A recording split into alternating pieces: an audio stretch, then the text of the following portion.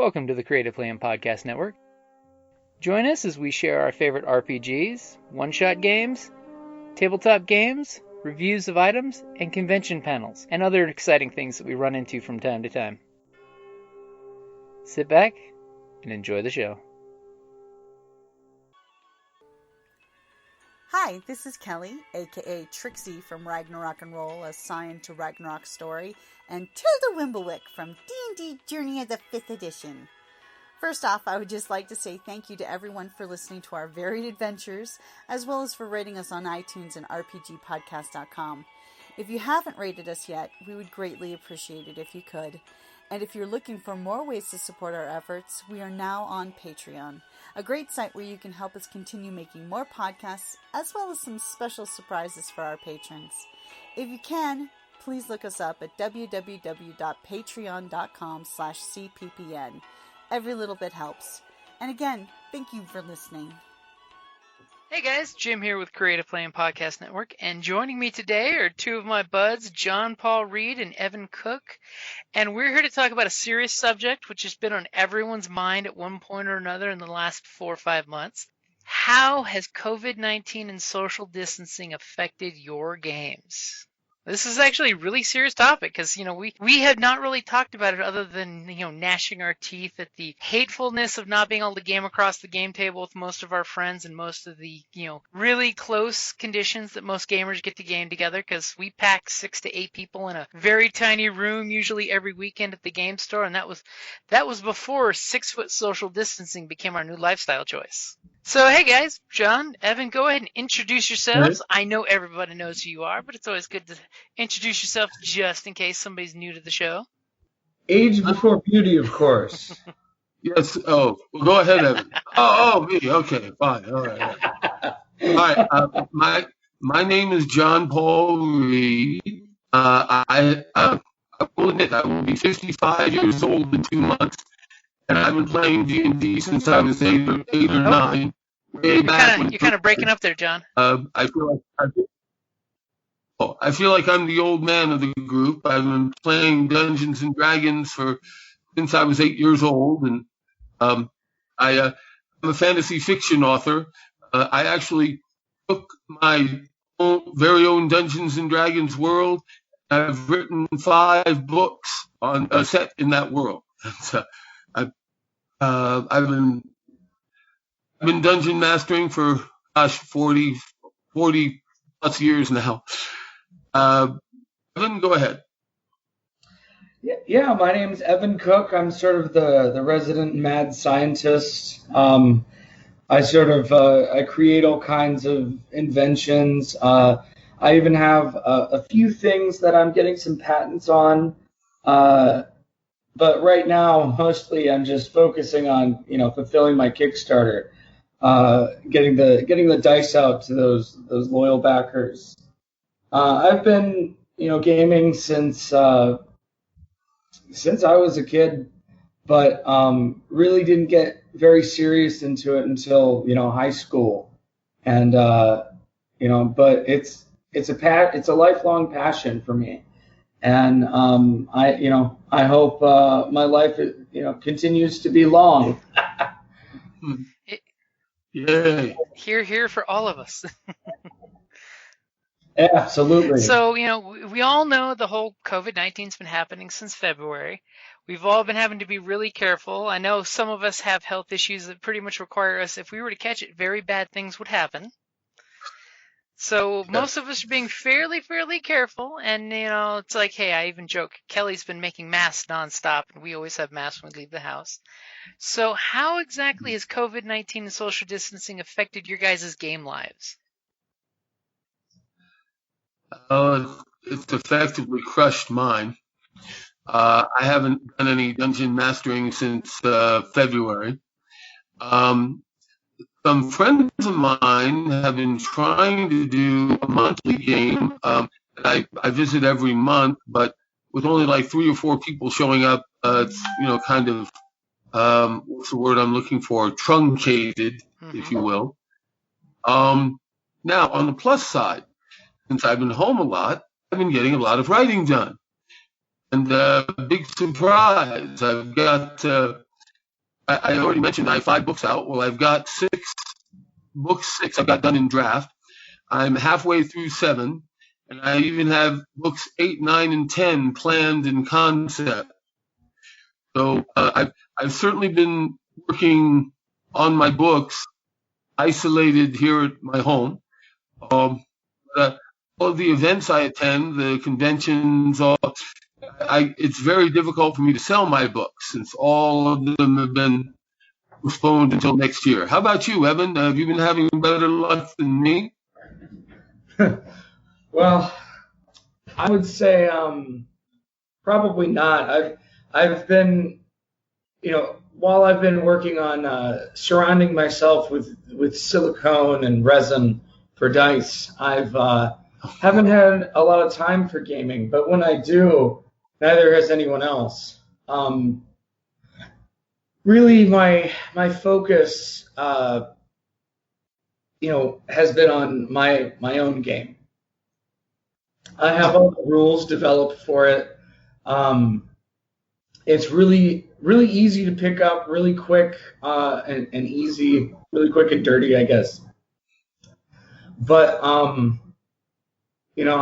think I jammed out maybe 25 or 30 pages of a module, and nobody's really showing up to play. A lot of those pages were lore notes for the particular setting.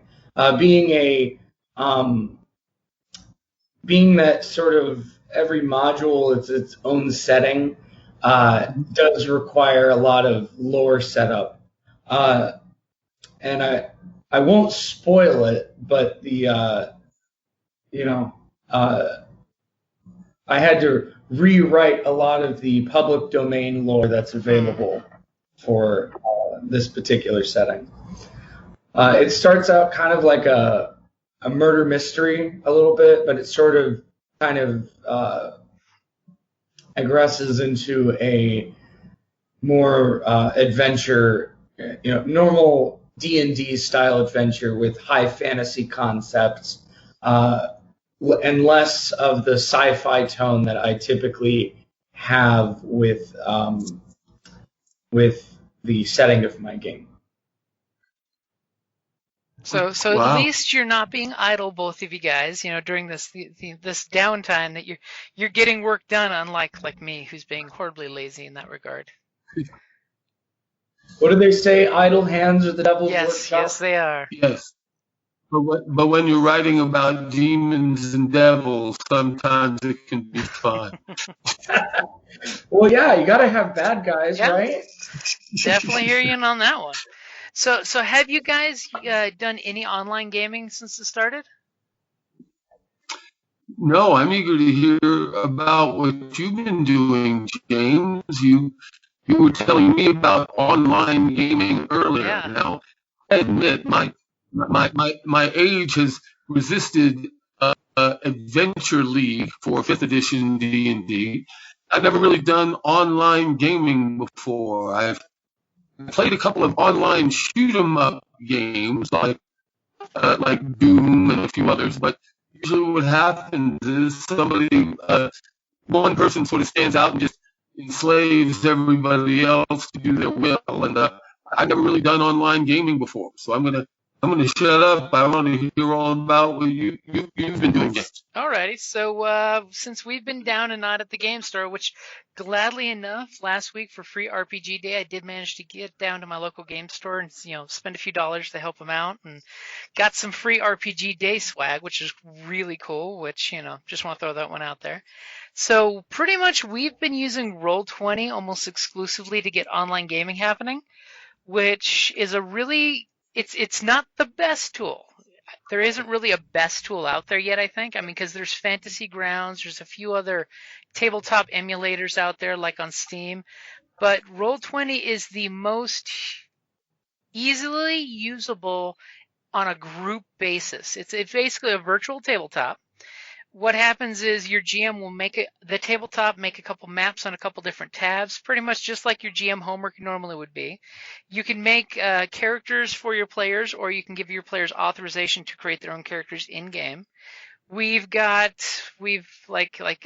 even tease it out there. Evan snuck into a Star Wars game and got to play with back on May 6th, right? Was it the Sith one or was it the Jedi one? It was the Jedi one. It was Yeah, May the 4th. That was the good guy one, yeah.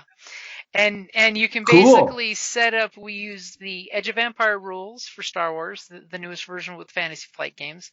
I've got a couple weekly D&D games going on. We've got our Thursday night hack and slashers. You know, it's not really something that we're podcasting yet, but because it's just a for funds game, you know, type of deal, where everybody goes crazy and loses their mind, like old school gaming should be. And on Friday nights, we've actually been twitching. We just started the other week. We've just been twitching we're using the Genesis system, which is the narrative dice the Star Wars RPG uses, in a fantasy setting based off their book Realms of Terranoth. So we've been getting some gaming in. It's like even Kelly said, it's not as good as being at a tabletop gaming with your friends, getting the in-person contact, but it's better than nothing, and it is great to get to socialize. You know, it's at least like hear us getting on Skype and talking. It's at least getting together to socialize. Cool. So I'm a good advocate for saying yes, if you can't game in person right now, which for safety we should not be gaming in person. You know, because, you know, you never know if you have it when you catch it, you know. And at least you're getting some gaming and some socialization in. You know, for those of us that are homebound during the whole quarantine, you know, we're at least reaching out for mental health to other folks and getting to hang out with guys and gals and gamers and getting it all on. Right. Absolutely, of course.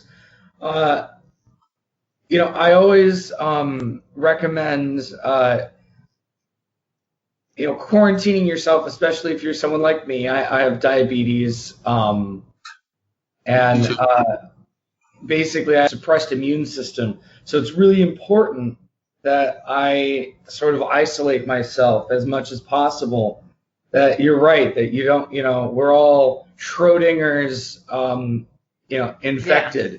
We don't know, you know, we are, but we aren't at the same time. And so while I recommend, you know, for some people, if you have a social circle that you are always in contact with, then that should be okay. But again, like you said, when, you know, gaming, when you're in close quarters around a bunch of people, probably not a good idea. And I have found that sort of telegaming maybe is probably the safest bet. And the technology like Roll20 is, or even Tabletop Simulator, are excellent resources. Roll20 is free. Tabletop Simulator is about $20, I believe, on Steam, and it's actually a really excellent resource if you can get together everybody on that medium, because you can upload STL files. My game is a card game, which is really difficult because, you know, it's not like I can just, you know, adapt it to the Roll20 system. It was uploading it to Tabletop really allowed me to give the other players the experience of the cards. You know, because the Tabletop, it is like a virtual tabletop, really. You can have your cards on the table, you can flip them over, you can have them in your hand if you want. It's a really good system, and that's sort of what I've been doing with my beta testing, is using Tabletop Simulator. And that's been going really well, I think. The 2 times I've tested it since we played it with the Star Wars system. And Tabletop Simulator is sexy tech. It really is, because you can manipulate things on the game table, and it's one of those that requires lots of work on the front end for the GM, but it does have a huge payoff on the actual gameplay. Wow. I have to admit, I'm a little bit overwhelmed with all the techie stuff, but it really sounds cool. We're just going to have to wrangle you into some of our online games, John, so you can try them out. I know, I don't know when in August, but I'm probably going to have a week where I do one online game a night, just because we're trying to work on getting some more viewers on the Twitch channel. So that way we can hit the whole affiliate status, because we've hit 4 out of the 5 markers that you have to hit for affiliate status on Twitch. So we might be having a push, probably I'm thinking the 3rd week of August, so that way it's not running into anything else. Though I do know that this last week, Online Gen Con was doing a lot of gaming online.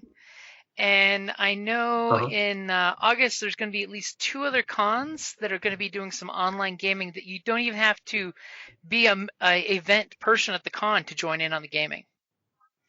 UK Game Expo is going to be one of the ones on the 3rd week of August that I know game designers like Magpie Games, we're actually recruiting GMs to run games for them online for the convention on Discord. Using Discord as a audio tool or video tool, and then using a virtual dice roller on top of it. So that's one thing that's out there. Is there are a lot of tools for folks to get to play online. I mean, kind of takes me back to years ago, back when you used to do the play-by-post games.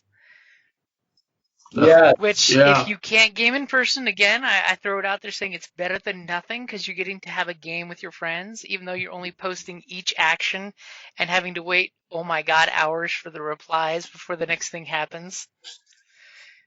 Yep. It's like Discord is a wonderful resource for that. I hear that's going on a lot with Discord. Yeah, I've got a lot of gaming folks. A friend of ours is GMing a Star Wars game, and we're using pretty much strictly Discord for the game. It's a little harder to visualize stuff, because you're just getting screenshots every now and then. But it's better than not getting any gaming in at all, is what I say. Yeah. Certainly. I mean, I'm a fan of Roll20 because it's fairly easy to get players into it, and it's got the character sheet that you just click on the skill and it rolls the dice for you, and everybody can see the dice, and you can have the semblance of a grid map on the game table.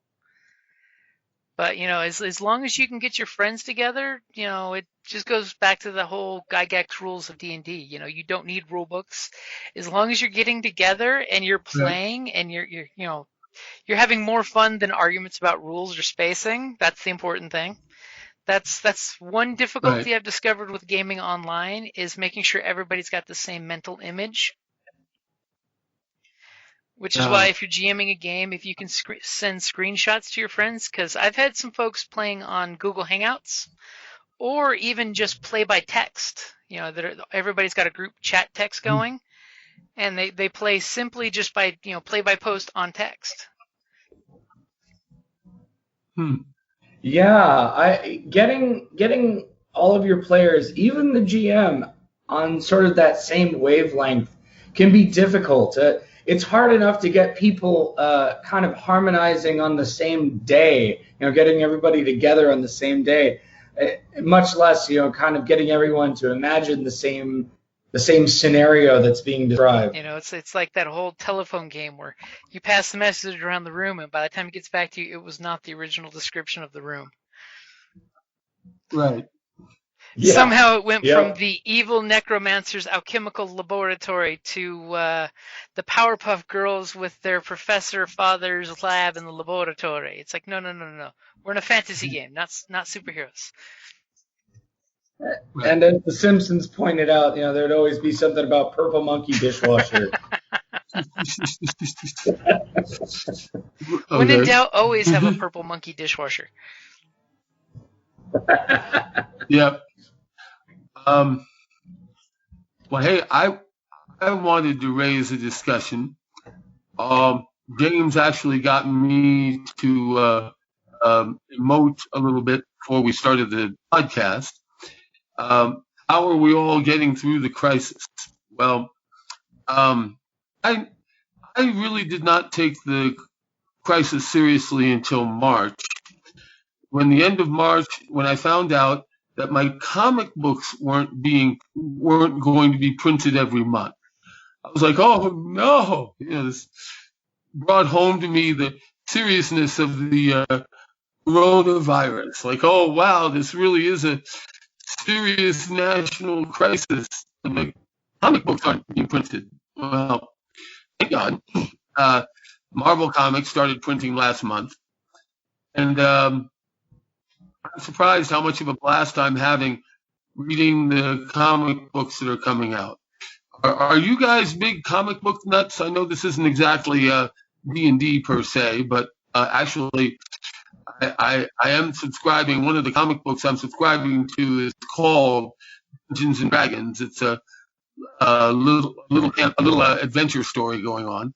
Are you guys really into this at all, or should I just get back to D&D? No, I'm definitely a comic book fan. I mean, sadly, I haven't been up to date on the current, comic books.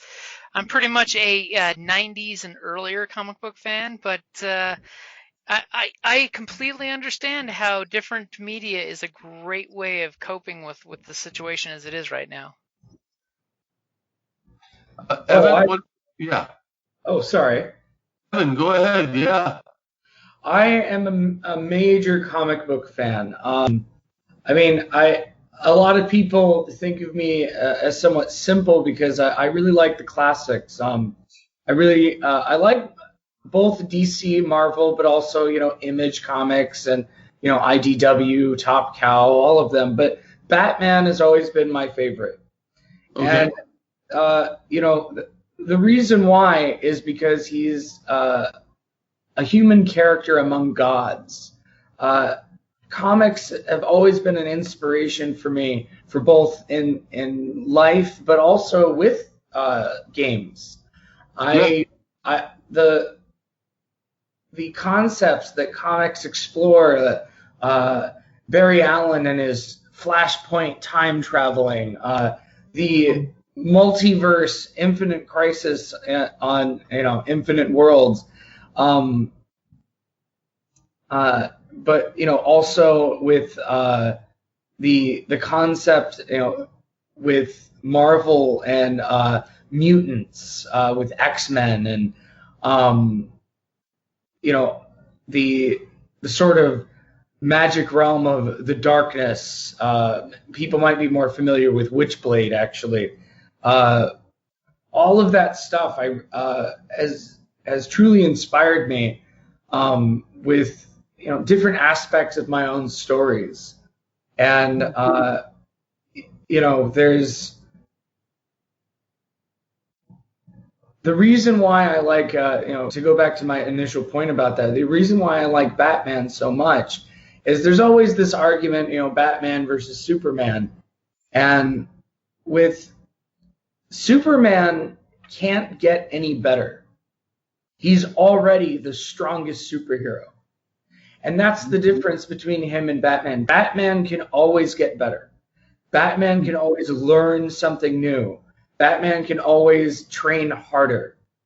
And that is what Carol Dweck, Dr. Carol Dweck, sort of describes as the growth mindset. That when we have a fixed mindset, the Superman mindset, we have a hard time learning, and we have a hard time really enjoying life.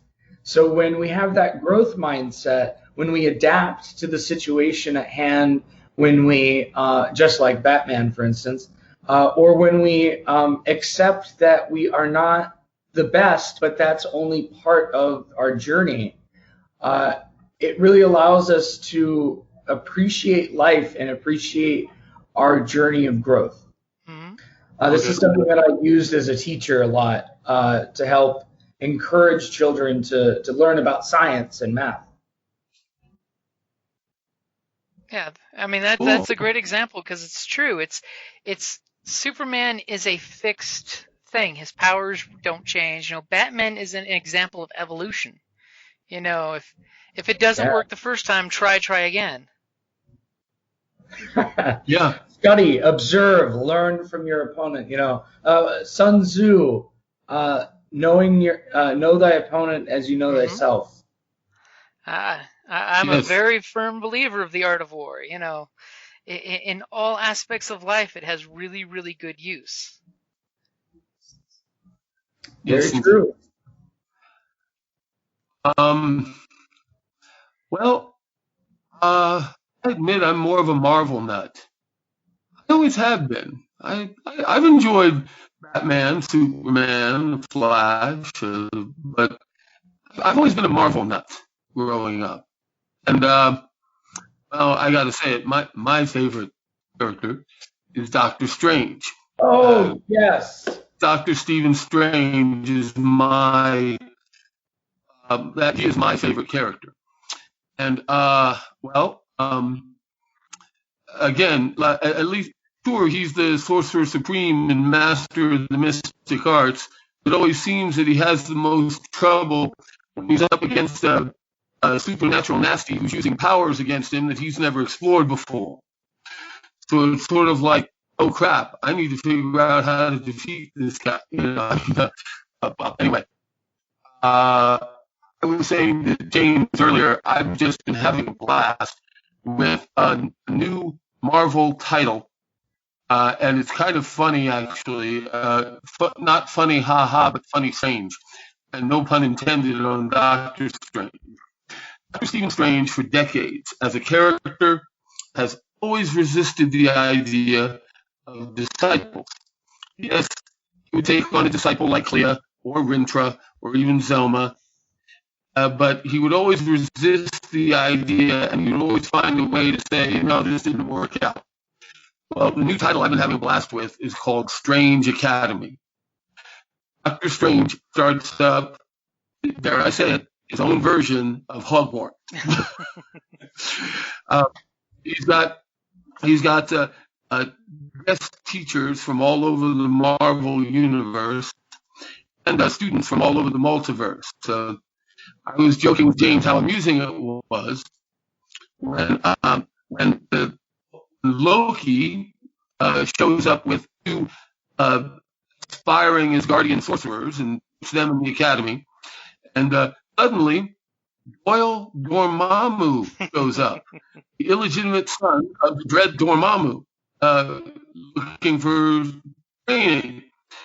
And Loki himself is actually looking at Doyle Dormammu, and he says to the group, Strange, everybody was worried about me being too evil.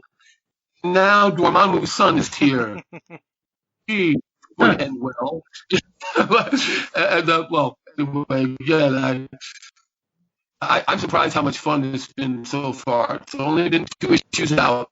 I'm waiting on issue 3. And again, it just seems like a lot of fun. Now, of course, the regular Doctor Strange is another one of my titles. Daredevil, and I'm actually following something called Atlantis Attacks. The only way you can find the Submariner now, name more of the Submariner on anything. But yeah, Evan James, I've always been a Marvel nut. I enjoyed The Flash growing up. I would read Flash comic books. But I got to admit, I've always been a Marvel nut first. Well, of course, those are all the best, Marvel characters. Doctor Strange is hands down my favorite Marvel character. I've always loved the Sorcerer Supreme. His journey from being that arrogant doctor, that surgeon, into the wise and humble interdimensional superhero has always been interesting to me. Yes. I think they did a really good job with the movie that came out a few years ago, and I'm really excited for the next one. Me too. And it's not because I sort of look like Doctor Strange. Well, Benedict Cumberbatch was a stroke of casting genius. Yes. I mean, casting him for that was perfect because he has the long face like Stephen Strange does, you know. And just, and come on, even in Thor Ragnarok, when they had that bit with Doctor Strange, it's freaking fantastic. When he just like, Loki, let's get him out of the house. So all you need my help with is to locate Odin. Okay. Here he is. Yeah. It's like, you needed the Sorcerer Supreme's time for what? Oh, that's easy. Boom, done. Go, get off my planet. Right, get off my dimension. Yeah. The longer you're here, the more work I have to do. Go. Now, Right. On a technical level, I still see my head on the Skype screen, and I see a EC circle and James Springer with a camera through it. Can you guys still see me? Yeah, we can still see you. If you can see yourself on the screen, then we can see you. If you want, you can click the little button in the middle. You'll see a microphone, a camera, and a hang-up, like a red phone. You can always click the camera to turn off your camera if you don't want to see you. Me, currently, I don't have a webcam on, so that's why you're seeing that no camera picture. Okay. I was wondering because I wanted to show you guys a couple of things. Yes, I want to show you my books, but not quite yet. Give me 20 seconds. I'll be right back.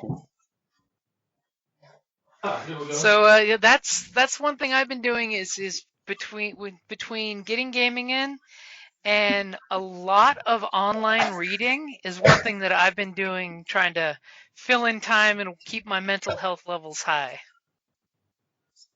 I don't know if you guys can see these, but this is the Strange Academy I'm talking about. That's an awesome cover for Strange Academy because it looks almost like the Addams Family. Yes. It's a little too small for me to. Can I enlarge my? Oh. Anyway, okay. If you can see this, you can see Doyle Dormammu there. He's with the flaming head. He's adorable. I love Gus here. He's a frost giant from Jotunheim. Again, when he showed up, everybody was like, "Oh my God, we're under attack!" And he's like, "Hi, my name is Gus." Right. Everybody here has a distinct personality. Some are from Earth. Some are not from Earth. Now, here's the issue too. All I can say here is Emily Bright, a young lady from Earth who has been having issues with her magic so badly that her parents have asked for help to help her control her abilities. All I can say is she's being attacked by one of her textbooks here. Her own tentacles, no less. Yes. Anyway, I highly recommend these title to you guys if you want to check it out. That's cool, and I'll definitely have to share the links for him because I'm like, that's a really diverse cast in Strange Academy, so it's one of those it should be looked into. Right. Yeah, I really like that. Every teacher you could imagine, Scarlet Witch, Dr. Druid, Magic from the X-Men, anyone connected to sorcery now, it's like a guest student, even the ancient one, or the teacher. They're like, anyway, okay. I'm all right. Enough about comics. I will throw one last thing about that out there though. Disney Plus, you could always make that into a TV show. Just saying. Marvel Universe needs more TV shows. Right? Yeah. I would watch that in a heartbeat. It's got the supernatural with a touch of superhero. Oh wow! Let's hope they think about that. Very cool. Right? Yeah. It would be a great way to get people, interested into the Doctor Strange movie, that the second one that's coming out. When is that due, by the way? When is Multiverse of Madness, Doctor Strange 2 due out now?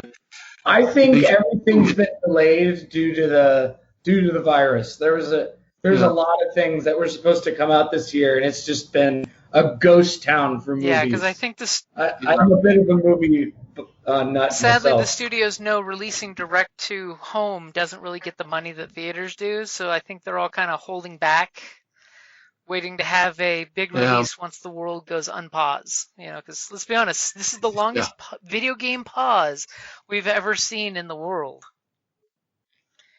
I mean, sadly, pretty much all conventions since March are pretty much canceled until next year at the earliest.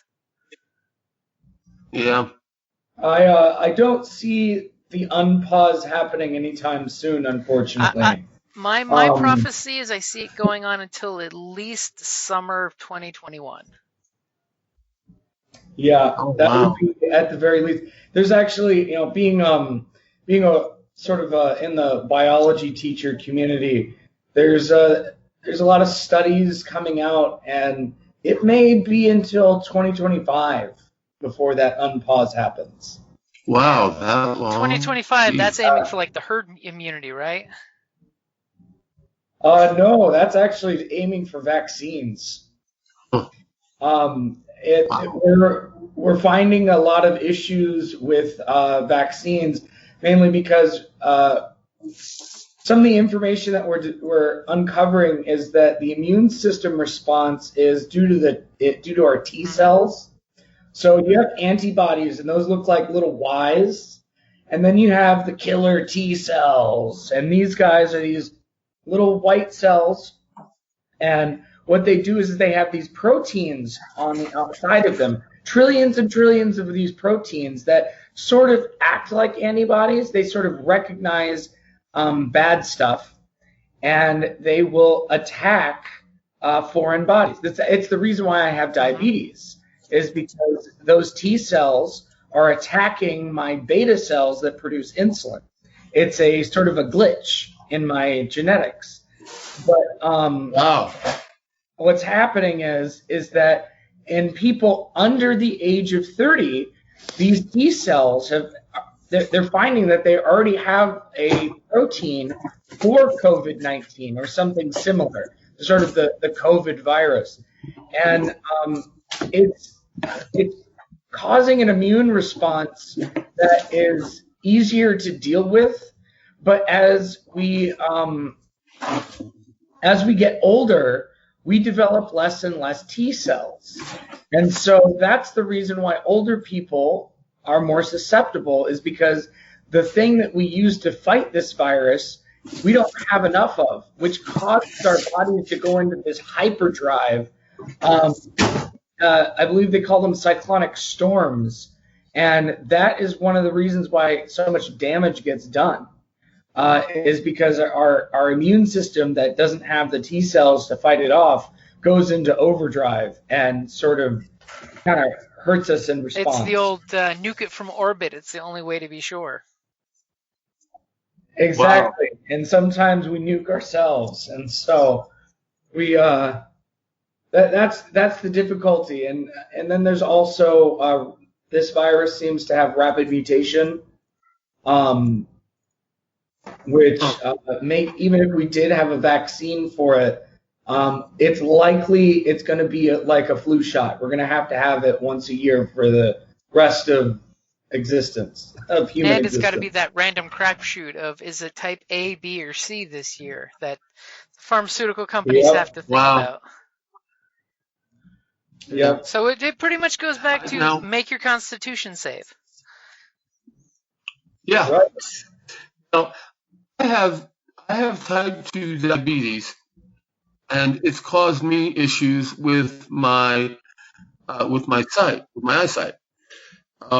Though lately, I don't want to get into all the stuff lately, but thank God I've been spared, as far as I know, the COVID virus. Now, my mother, my 86-year-old mother in New Jersey, caught the COVID virus, She is out of quarantine now. Thank goodness. She's shaking it.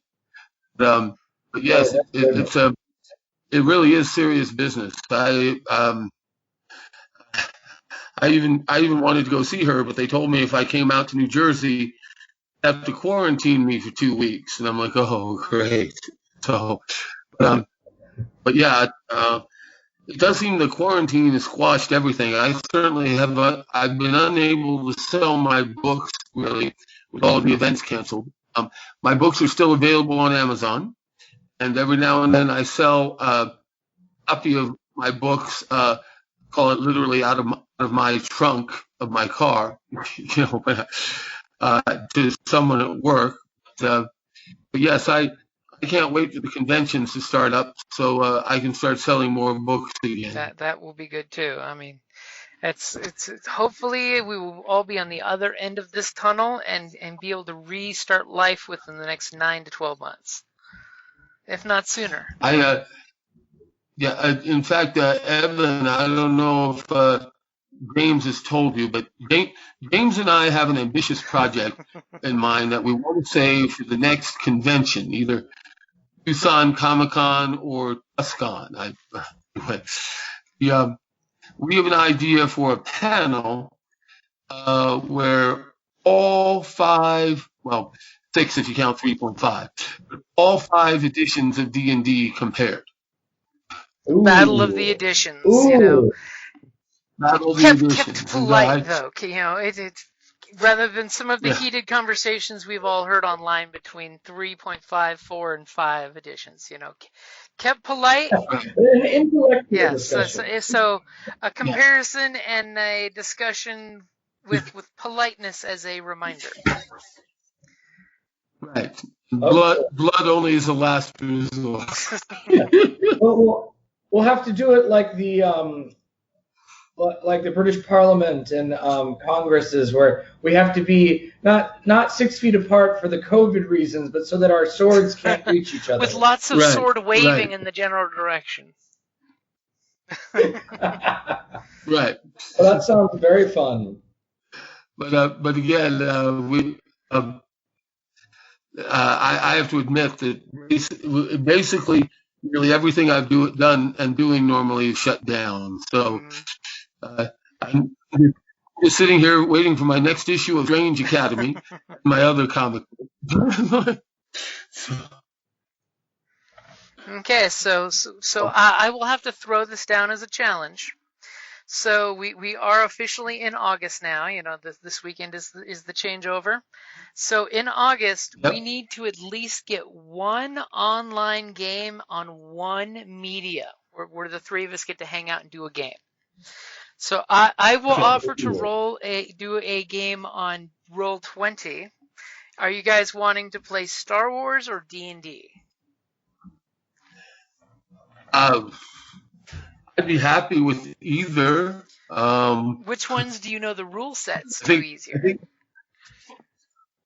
I think D&D would be better for me, but I can adapt to. But hey, more importantly, guys, my publisher just walked in. Oh, she has to catch her breath. Okay, never mind. But yeah, she's all worn out. Anyway.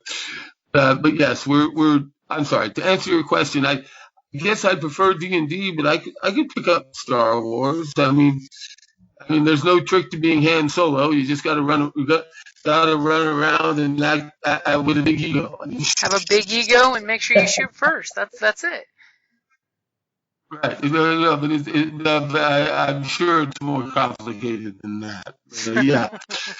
It sounds like a good idea, James. I've never done it before. I'm definitely down for that. I would be willing to play either. I really, really did have a lot of fun with the Star Wars game that we had, though. I really, really enjoy the storytelling. Yeah, the narrative dice mechanics are great. It just really makes the game just really fun. Okay.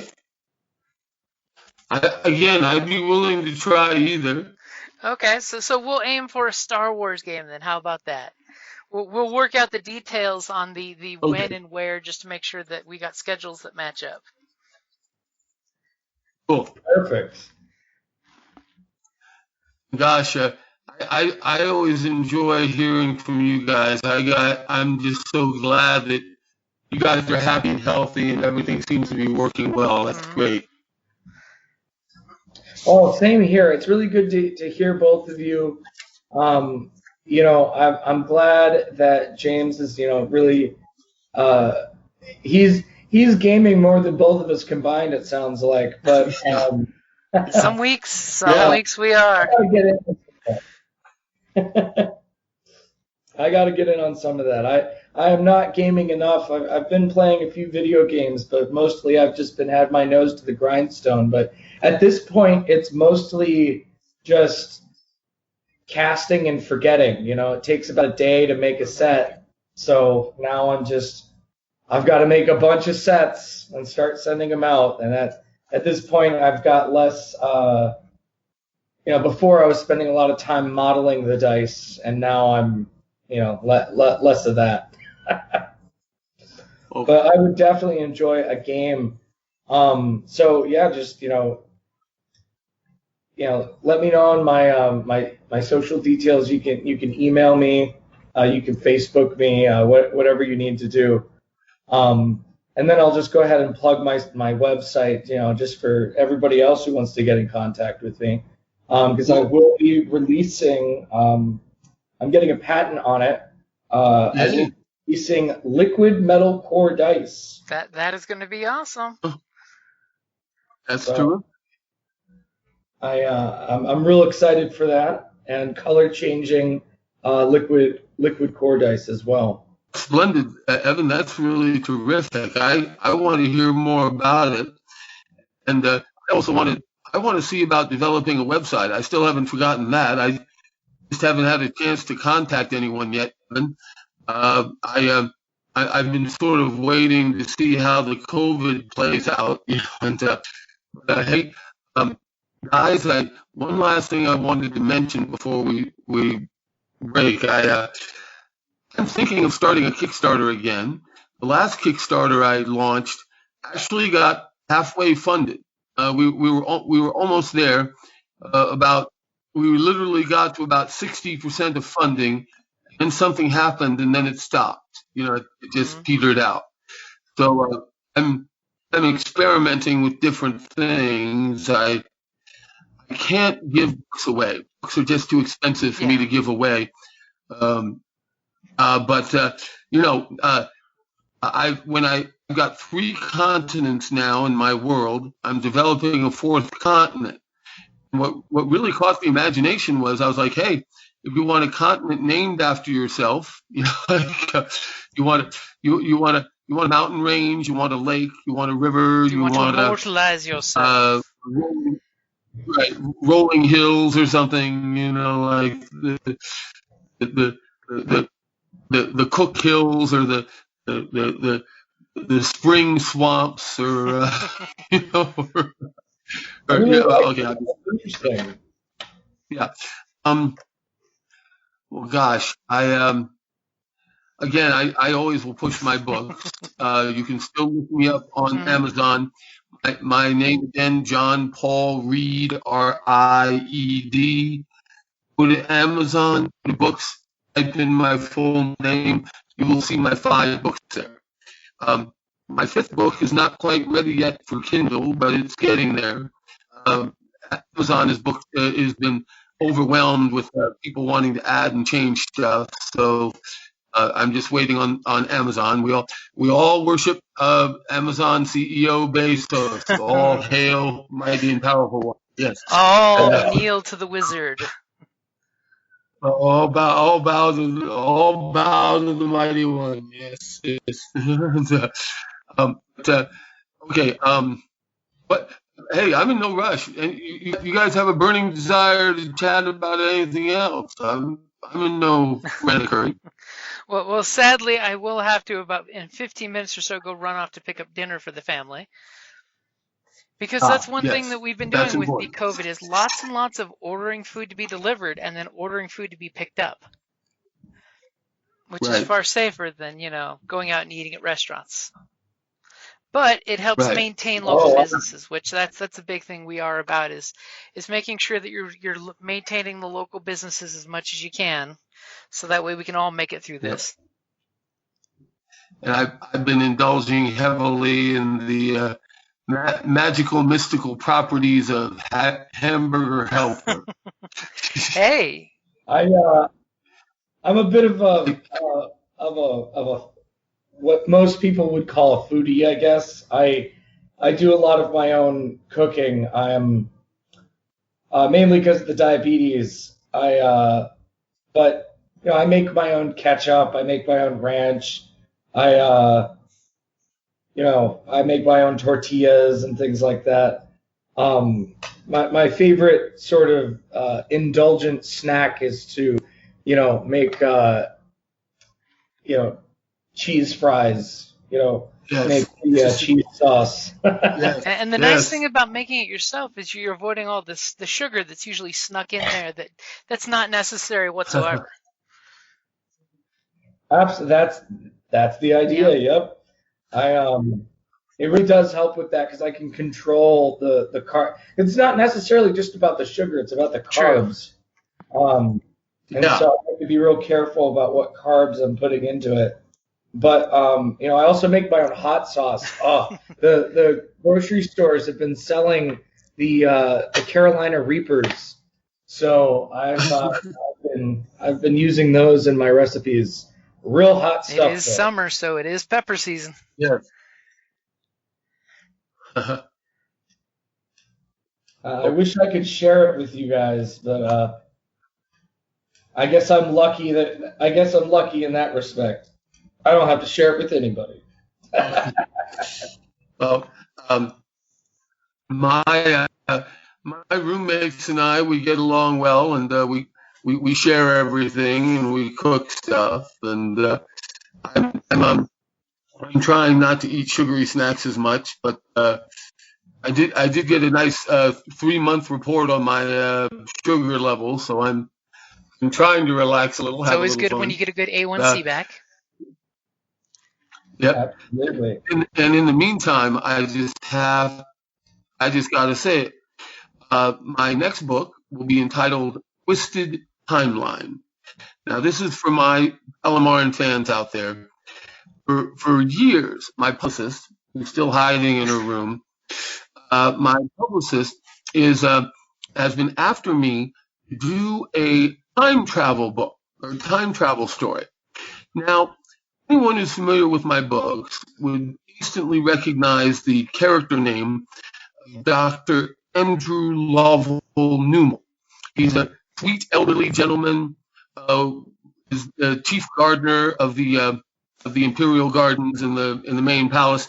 He's also the spy master because guess what? You can grow a lot of poisons and antidotes in a garden, let alone beautiful flowers. Anyway, and for years, my publicist has been after me to do a story about Andrew Newman's rise to power, having him run around Paladin City as a hotshot 16-year-old teenager,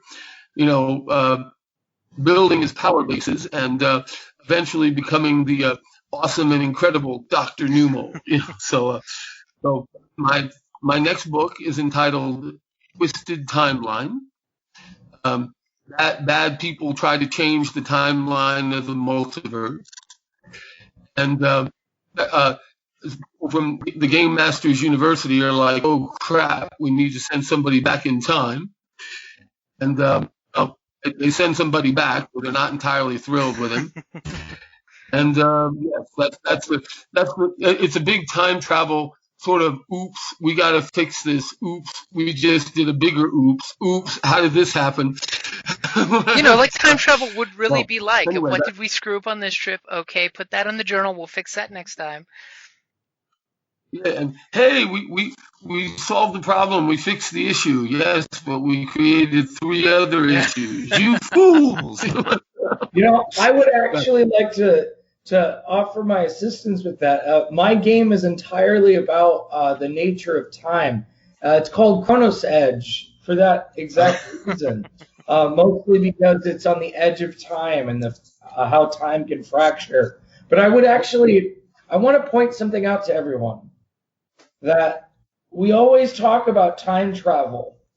We talk about how, if I went back in time, we could really mess things up, as you were just saying, right? Yeah. Yeah. Well, I would like to point out that we are all in somebody's past, that the actions we take today significantly impact the future, just as a time traveler does, that we are all, in essence, time travelers. And we should all really consider how we affect not only our future, but the generations that come after us. That, Evan, that's exactly why I write books. Because let's say 250 years from now, long after I'm dead and have forgotten my nearest and dearest, some graduate student somewhere will be digging around in the Library of Congress files, and he'll find my book. Oh, I need to catalog this. Thank you, Chuck.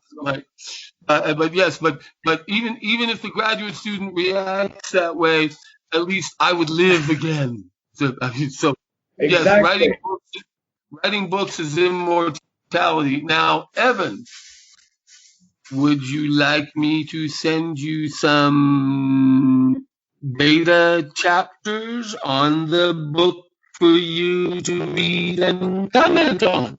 Absolutely, I would love to. I would love to share things. This is a big hook with a nice fat worm on it, and I hope you realize I got prologue, 24 chapters, and an epilogue ready for you to look at. I'd strongly suggest you at least trying to read some of my earlier books if you haven't already.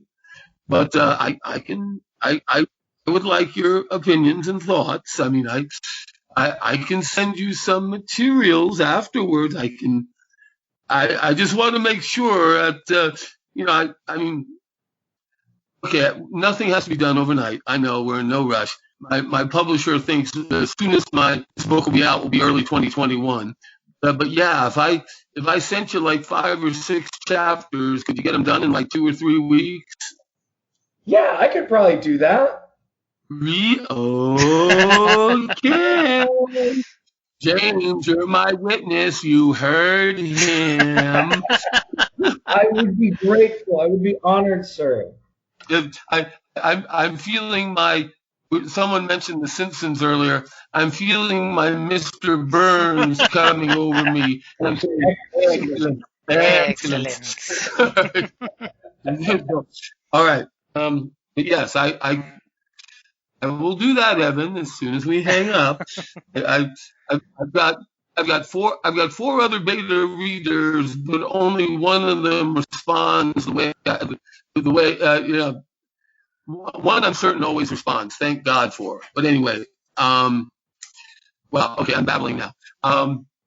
Okay, anything else you guys want to talk about? And I know you said you had to go by 3:40 and eat. It's 3:43 now, James. I don't want your family starving. You need to leave. Because if not, then they get the pitchforks and the torches and, release the dogs, as Mr. Burns would say. Release the dogs. So, Evan, did you have anything in closing? I, of course, have to get to the... Oh, yes. I have to get back to my lab, so pretty much I would close out with, I hope everyone stays healthy. I hope that everyone can play the games with their loved ones, with their friends, that they really desire to not hesitate. We got to keep our hobby alive, and I think we all have a great opportunity to do that.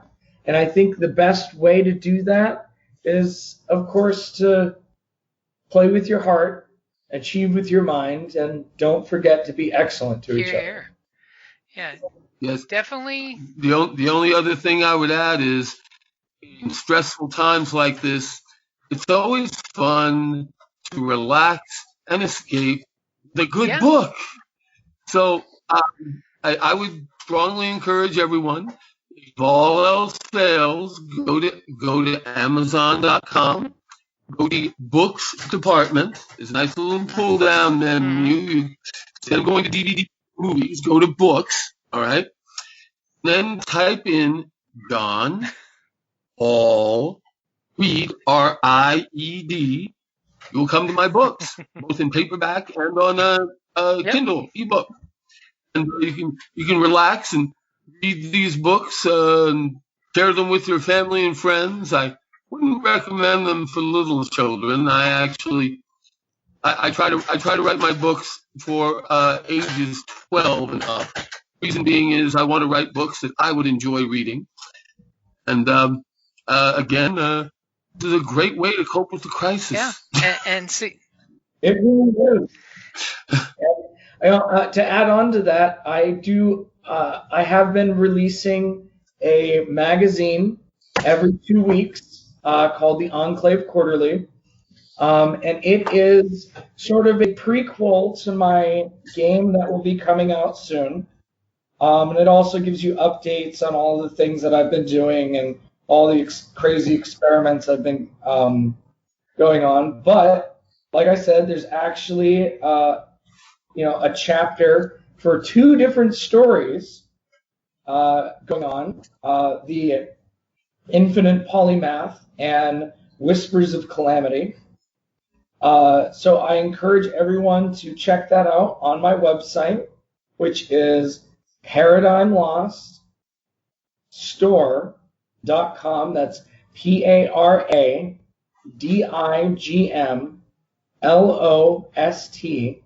store.com. And it's free, so enjoy yourselves. And I look forward to releasing a game for everybody. Yeah, Very definitely. cool. And I will go ahead and add the closing of, if unfortunately you have not been with your gaming group online gaming, make sure you do a wellness check to check in on your gamer friends and just say, hey, how the hell are things going? Because, one thing a lot of us forget is a lot of folks, their social circle is their gaming group, and getting cut off from your social circle, that can definitely be a bad thing. So just make sure to touch base with your fellow gamers and, see how the hell everybody's doing. That's a great way to be excellent to each other. Yes, indeed. Remember, everyone, excellent. Now, I would like to add one more thing, if you don't mind, James. So in my magazine, I have a contest going on. And so the grand prize is a mithril aluminum trophy of my standardized dice. But also there will be 20 winners of my newest invention I haven't released yet, not the liquid core dice, but a very special set of dragon egg dice. And to get that, there is a little contest going on in my magazine, and there are 3 quest lines. And in each of these quests, there's a task for you to do. Many of them are serving your community and being excellent.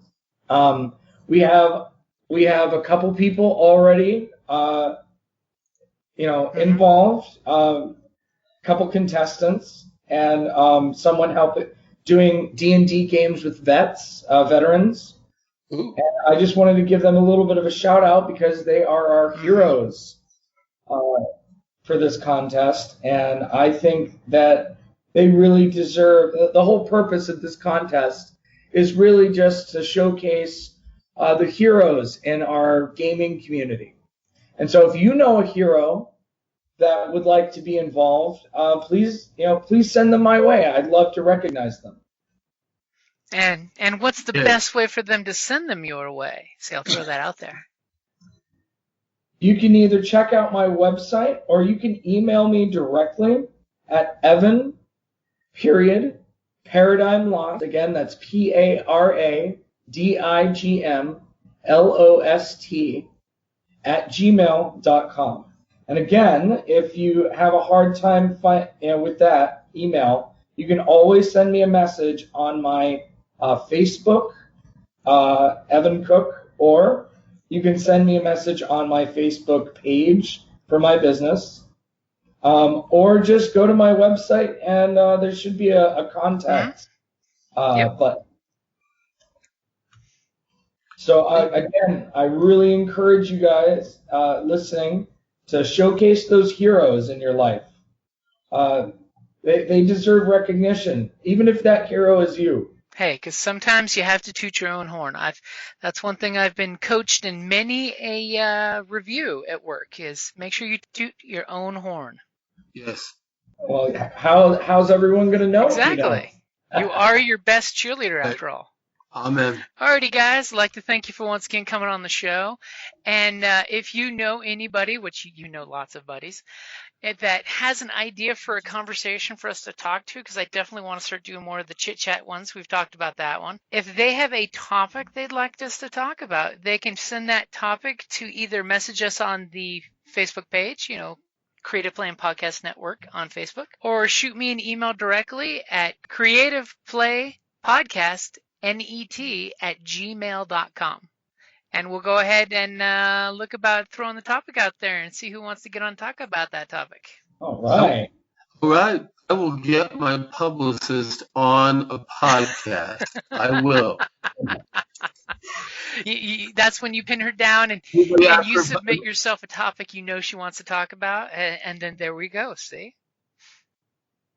Everybody wants to know about the publishing business, and she's the lady to talk to. True. But anyway. You can totally submit how to get a book published or how to find a publisher, because I know a lot of book conventions that I go to, like Tuscon, that's one of the biggest questions prospective writers throw out there is, how do I get published? I've written this thing. How do we get this published? And then they learn what the journey of that is about. Yes. Hey, fellas, great to chat with you guys again. I'll let Evan have the last, or James have the last word. I'll be in touch with you guys soon. All right. It's a pleasure, sir. All righty, guys. And like always, everybody at home, thank you for listening. Thank you for listening to the Creative Play and Podcast Network. And feel free to enjoy our other shows, such as D&D Journey of the 5th Edition and Scion Ragnarok and Roll, a Scion hero to Ragnarok story. Thank you for listening.